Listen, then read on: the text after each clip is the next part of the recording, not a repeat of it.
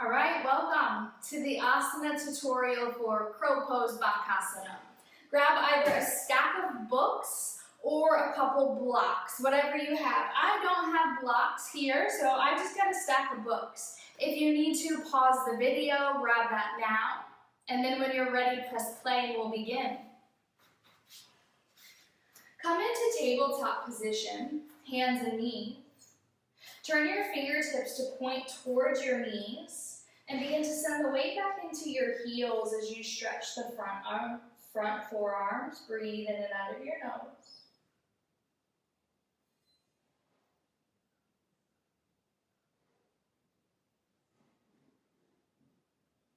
Good, and then begin to bring your fingertips to point out towards the long edge of your mat. And you'll lean right, circle forward, over to the left, circle back, over to the right, and take a couple circles here. Maintain balance through all 5 fingers in the palm of the hands. As you flip it and now reverse it, go the other way. Stay connected to your breath. We're just going to warm up the wrists a little bit. Come back to center. Turn your fingertips to point towards each other onto the top of your hands. This may already be intense enough for you. You can stay here. Start to bring your fingertips in towards the wrists. Open, close. Close, open, close, and hold. Keep fist with your wrist if it's available to you. Breathe through the front arms. And then release. Place your hands to the mat. You want your block, your books in front of you, about a foot away from your thumbs, a foot away from your fingers. Bring your feet back behind your hands and come to sit into a low yogi squat. Heels in, toes out. And then even push your block a little bit farther forward in front of you. You'll find the distance of how far away the block is from you as you place your hands to the ground, shoulder distance apart. Lift your knees up. As you straighten your legs, bring your knees to the backside of your triceps. And now you might even just pause for a moment and watch this first variation. So actually just come down and watch me. Either sit onto your shins or watch me from yogi squat. Let me demo this and then I'll cue you.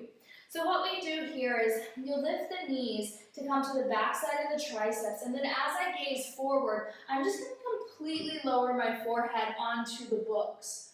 And honestly, you might even need a little bit more height. You can play with the height. Just because I have a stack of books right there, super convenient, I'm going to grab those for the tutorial. And then here, lift the legs, lift the knees, straighten the legs. Bring your forehead towards the block or the books. So just check me out here. All of my weight is coming so much forward that I can feel it in my fingertips and my feet just come off the ground because I'm pressing my head so much into the block. And now, as I find the balance here to hug the toes, engage through the core, press the earth away, lift your forehead, look forward. Take a couple breaths and lower. So you can play with how much height that you need if you have 2 or 3 blocks. Normally if you have your blocks, you turn it up to the highest height that you possibly can, or grab a stack of books that's about the height of the blocks stacked up. And let's do this next one together. Bring your hands shoulder distance apart. Lift up through your buttocks. Bring your knees to the backside of your triceps. Here, reach your heart forward, lift your chin away from your chest as you lower the forehead to your blocks. Now, if you need to, adjust your hands forward. I do, so you find your distance until you can bring your forehead to the block or the books.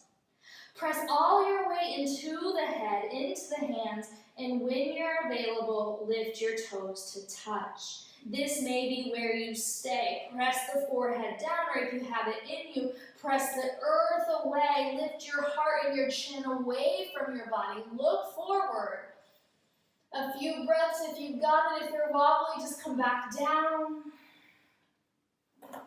And that is Bakasana crow pose with blocks or a book. And then when you're done, come into yogi squat and just give your wrists some love, one direction. Interlace the opposite way, go the other direction. Shake your hands and release. All right, so as you're ready, just bring your shins down towards the ground. Come to sit onto your heels in Vrajasana and circle your wrists, flick your fingers, circle your wrists, flick your fingers, and always just give yourself a lot of wrist love. I love this preparation with the block or the books because you really get to feel what it's like to have your weight so far forward. We tend to not trust how far we need to lean. And then once you've got that endurance, the strength, everything hugging in, then you simply start to lift your chest. And I say simply, it's not always so simple. But do let me know how this helps, if this helps, and I look forward to hearing in the comments below.